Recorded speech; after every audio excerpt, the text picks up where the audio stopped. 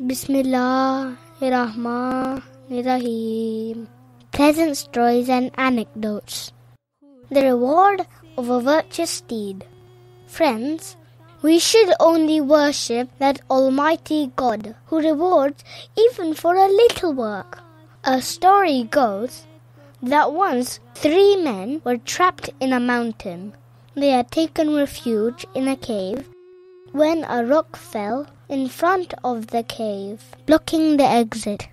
Upon this, they said, "Now only our virtuous deeds will rescue us."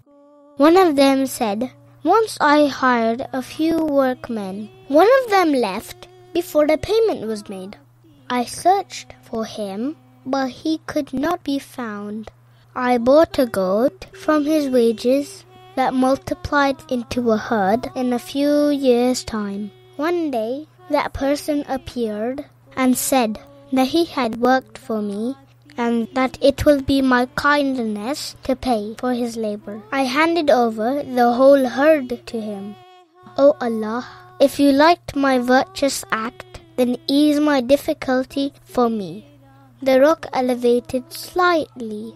The second person then narrated his story and said, "O Allah, ease my difficulty if you like my virtuous act."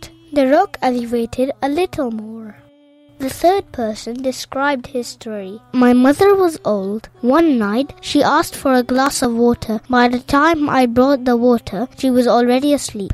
I did not wake her, fearing that she would be uncomfortable. I stood the whole night with the glass of water. I gave her the water when she woke up in the morning. O Allah, remove my difficulty if you like my virtuous act." The rock then moved enough to let them escape. The Almighty Allah rewarded all of them for their virtuous deeds.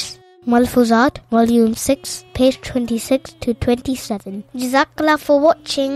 Allah Hafiz.